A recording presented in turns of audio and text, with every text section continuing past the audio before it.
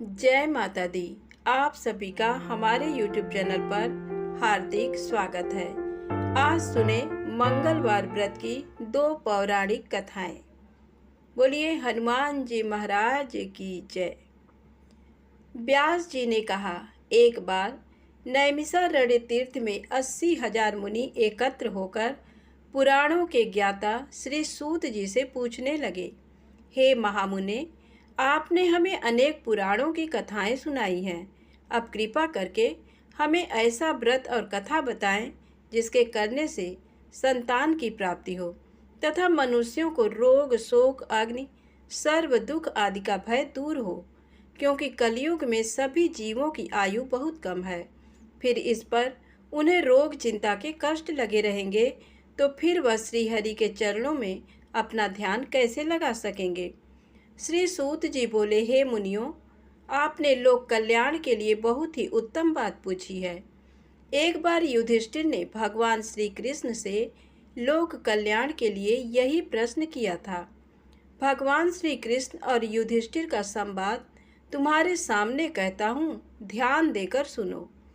एक समय पांडवों की सभा में श्री कृष्ण जी बैठे हुए थे। तब युधिष्ठिर ने भगवान श्री कृष्ण से प्रश्न किया, हे प्रभु नंद नंद गोविंद, आपने मेरे लिए अनेकों कथाएं सुनाई हैं। आज आप कृपा करके ऐसा व्रत या कथा सुनाएं जिसके करने से मनुष्य को रोग चिंता का भय समाप्त हो और उसको पुत्र की प्राप्ति हो। हे प्रभु, बिना पुत्र के जीवन व्यर्थ है। पुत्र के बिना मनुष्य नरकगामी होता है। पुत्र के बिना मनुष्य पितृ ऋण से छुटकारा नहीं पा सकता और न ही उसका पुन्नग नामक नरक से उद्धार हो सकता है। अतः पुत्रदायक व्रत बतलाएं। श्री कृष्ण भगवान बोले, हे राजन, मैं एक प्राचीन इतिहास सुनाता हूँ, आप उसे ध्यान पूर्वक सुनो। कुंडलपुर नामक एक नगर था। उसमें नंदा नामक एक ब्राह्मण रहता था। भगवान की कृपा से उसके पास सब कुछ था, फिर भी वह दुखी था। इसका कारण ये था कि ब्राह्मण की स्त्री सुनंदा की कोई संतान न थी। सुनंदा पतिव्रता थी, भक्तिपूर्वक श्री हनुमान जी की आराधना करती थी। मंगलवार के दिन व्रत करके अंत में भोजन बनाकर हनुमान जी का भोग लगाने के बाद स्वयं भोजन करती थी। एक बार मंगलवार के दिन ब्राह्मणी गृह कार्य की अधिकता के कारण हनुमान जी को भोग न लगा सकी, तो इस पर उसे बहुत दुख हुआ। उसने कुछ भी नहीं खाया और अपने मन में प्रण किया कि अब तो अगले मंगलवार को ही हनुमान जी का भोग लगाकर अन्न जल ग्रहण करेगी। ब्राह्मणी सुनंदा प्रतिदिन भोजन बनाती, श्रद्धा पूर्वक पति को खिलाती, परंतु स्वयं भोजन नहीं करती और मन ही मन श्री हनुमान जी की आराधना करती थी। इसी प्रकार 6 दिन गुजर गए और ब्राह्मणी सुनंदा अपने निश्चय के अनुसार भूखी प्यासी निराहार रही और अगले मंगलवार को ब्राह्मणी सुनंदा प्रातःकाल ही बेहोश होकर गिर पड़ी। ब्राह्मणी सुनंदा की इस असीम भक्ति के प्रभाव से श्री हनुमान जी बहुत प्रसन्न हुए और प्रकट होकर बोले, सुनंदा, मैं तेरी भक्ति से बहुत प्रसन्न हूँ, तू उठ और वर मांग। सुनंदा अपने आराध्य देव श्री हनुमान जी को देखकर आनंद की अधिकता से विह्वल हो श्री हनुमान जी के चरणों में गिरकर बोली, हे प्रभु, मेरी कोई संतान नहीं है, कृपा करके मुझे संतान प्राप्ति का आशीर्वाद दें, आपकी अति कृपा होगी। श्री महावीर जी बोले, तेरी इच्छा पूर्ण होगी, तेरे एक कन्या पैदा होगी, उसके अष्टांग प्रतिदिन सोना दिया करेंगे। इस प्रकार कहकर श्री महावीर जी अंतर्ध्यान हो गए। ब्राह्मणी सुनंदा बहुत हर्षित हुई और सभी समाचार अपने पति से कहा। ब्राह्मण देव कन्या का वरदान सुनकर कुछ दुखी हुए, परंतु सोना मिलने की बात सुनी तो बहुत प्रसन्न हुए। विचार किया कि ऐसी कन्या के साथ मेरी निर्धनता भी समाप्त हो जाएगी। श्री हनुमान जी की कृपा से वह ब्राह्मणी गर्भवती हुई और 10वें महीने में उसे बहुत ही सुंदर पुत्री प्राप्त हुई। ये बच्ची अपने पिता के घर में ठीक उसी तरह से बढ़ने लगी जिस प्रकार शुक्ल पक्ष का चंद्रमा बढ़ रहा है। 10वें दिन ब्राह्मण ने उस बालिका का नामकरण संस्कार कराया। उसके कुल पुरोहित ने उस बालिका का नाम रत्नावली रखा, क्योंकि ये कन्या सोना प्रदान किया करती थी। इस कन्या ने पूर्व जन्म में बड़े ही विधान से मंगल देव का व्रत किया था। रत्नावली का अष्टांग बहुत सा सोना देता था। उस सोने से नंदा ब्राह्मण बहुत ही धनवान हो गया।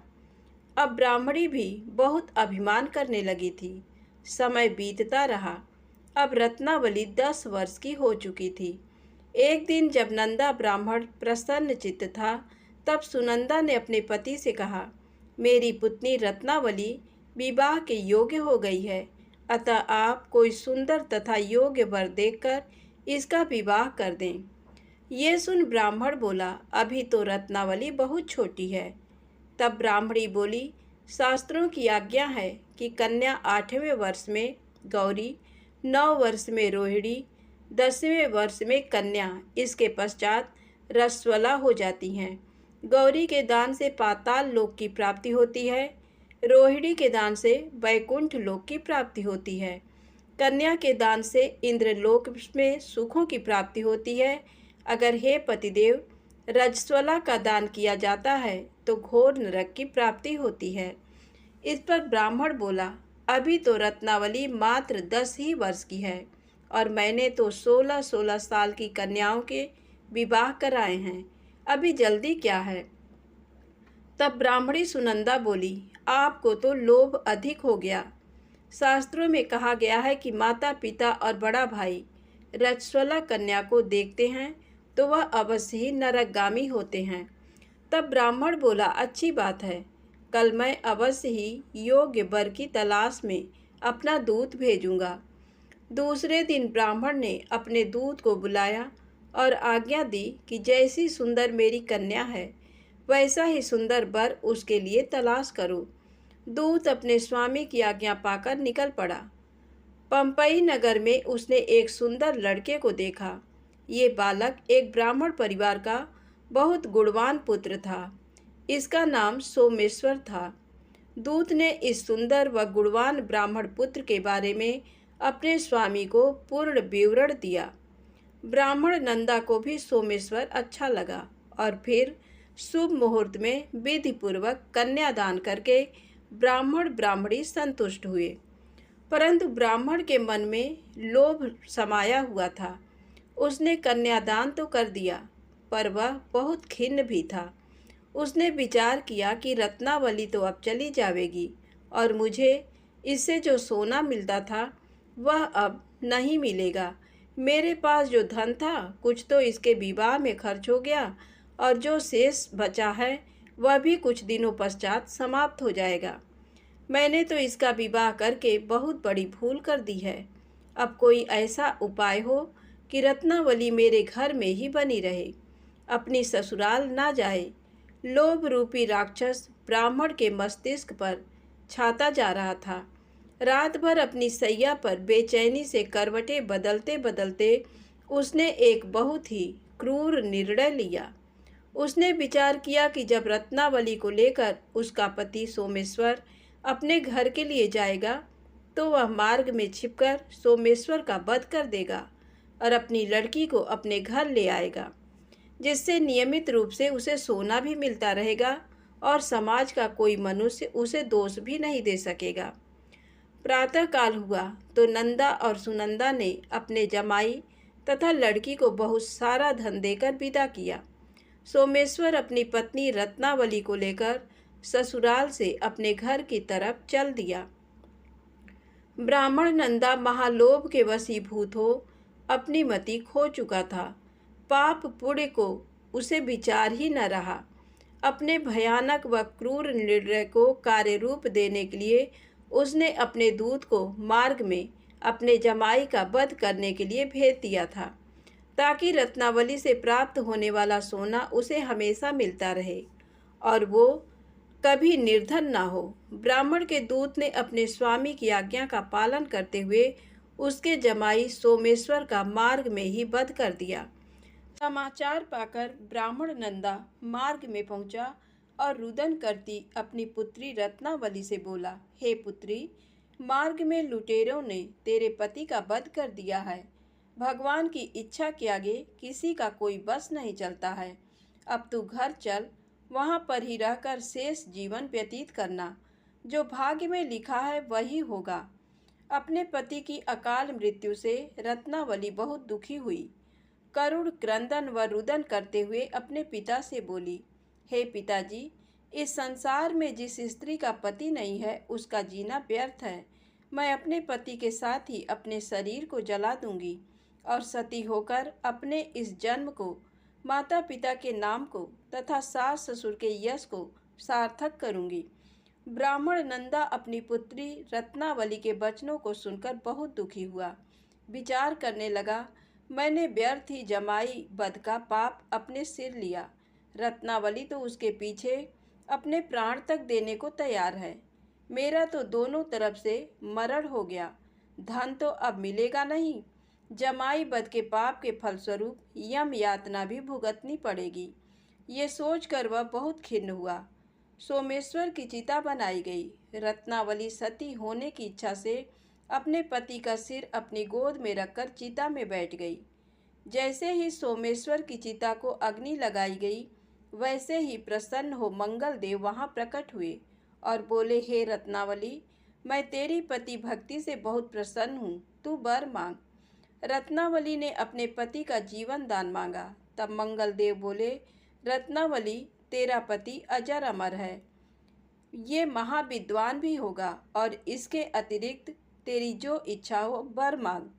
तब रत्नावली बोली, हे ग्रहों के स्वामी, यदि आप मुझ पर प्रसन्न हैं तो मुझे ये वरदान दीजिए कि जो भी मनुष्य मंगलवार के दिन प्रातःकाल लाल पुष्प लाल चंदन से पूजा करके आपका स्मरण करे, उसको रोग व्याधि ना हो, स्वजनों का कभी वियोग ना हो, सर्प अग्नि तथा शत्रुओं का भय ना रहे। जो स्त्री मंगलवार का व्रत करे वह कभी विधवा ना हो। मंगल देव तथास्तु कहकर अंतर ध्यान हो गए। सोमेश्वर मंगल देव की कृपा से जीवित हो उठा। रत्नावली अपने पति को पुनः प्राप्त कर बहुत प्रसन्न हुई और मंगल देव का व्रत प्रत्येक मंगलवार को करके व्रतराज और मंगल देव की कृपा से इस लोक में सुख ऐश्वर्य को भोगते हुए अंत में अपने पति के साथ स्वर्ग लोक को गई। मंगलवार व्रत की दूसरी कथा। बहुत समय पहले की बात है। एक गांव में एक बुढ़िया अपने पुत्र के साथ रहती थी। वह मंगल देव को ही अपना इष्ट देवता मानती थी। वह हर मंगलवार को व्रत रखती और मंगल देव का पूजन करती थी। उसके पुत्र का नाम भी उसने मंगलिया रखा था, क्योंकि उसका जन्म मंगलवार के दिन हुआ था। मंगलवार के दिन वह व्रत रखती और ना तो अपना घर लिपती और ना ही धरती खोदती थी। एक मंगलवार को मंगल देव उसकी भक्ति की परीक्षा लेने की इच्छा से उसके घर में साधु का रूप धारण करके आए। द्वार पर आकर बुढ़िया को आवाज़ दी। बुढ़िया ने साधु को प्रणाम किया और उनसे आने का प्रयोजन पूछा। साधु ने उत्तर दिया कि मुझे बहुत भूख लगी है, मुझे भोजन बनाना है, इसलिए तू थोड़ी सी धरती को लीप दे, तुझे बहुत पुण्य प्राप्त होगा। ये सुन बुढ़िया ने उत्तर दिया, महाराज, मेरा आज मंगलवार का व्रत है, मैं आज धरती को लीप नहीं सकती। आप कहो तो जल छिड़क कर धरती को गीला कर सकती हूँ, आप उस पर भोजन बना लीजिए। साधु बोले, मैं गोबर से लिपे चौके पर ही खाना बनाता हूँ। बुढ़िया ने कहा, धरती लीपने के अलावा और कोई सेवा हो तो मैं जरूर कर सकती हूँ। तब साधु ने उससे कहा कि सोच विचार करके उत्तर देना, मैं जो कहूँगा वो तुम्हें मानना होगा। बुढ़िया ने उत्तर दिया कि महाराज, धरती को लीपने के अलावा आप जो भी आदेश देंगे मैं उसका पालन अवश्य करूँगी, मैं वचन देती हूँ। साधु ने कहा कि तू अपने पुत्र को बुलाकर उल्टा लिटा दे, मैं उसकी पीठ ही पर अपना भोजन बना लूँगा। साधु की बात सुनकर बुढ़िया के होश उड़ गए और वो चुप हो गई। तब साधु ने उसे उसका वचन स्मरण कराया और कहा, अब क्या सोच रही है, अपने पुत्र को बुला। वृद्धा ने अपने पुत्र मंगलिया को आवाज़ लगाई। आवाज़ सुनकर उसका पुत्र आ गया। बुढ़िया ने उससे कहा कि जा बेटा, साधु बाबा तुझे बुला रहे हैं।